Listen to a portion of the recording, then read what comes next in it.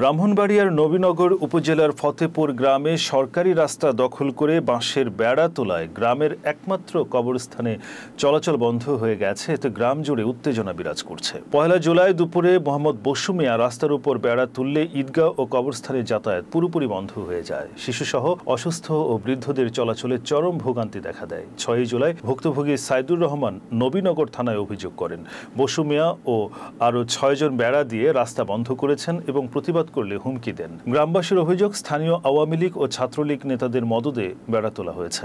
UP সদস্য সফর আলী বলেন, রাস্তা পুরনো, তা রাজনৈতিক প্রভাবে বন্ধ করা অমানবিক। অন্যদিকে অভিযুক্ত বসু মিয়া অভিযোগ অস্বীকার করে জানান তিনি নিজের জমিতে বেড়া দিয়েছেন। নবীনগর থানার ওসি শাহিনুর ইসলাম জানান, অভিযোগ পেয়ে তদন্ত শুরু হয়েছে।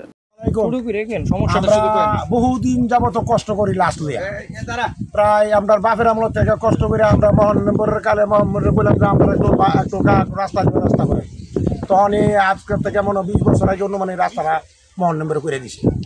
যাই হোক, আমরা ইনশাল্লাহ মহানগরে করার পরে আমরা লাস্ট ইনশাল্লাহ একদম পারি যাইতে পারি, সমস্যা নাই।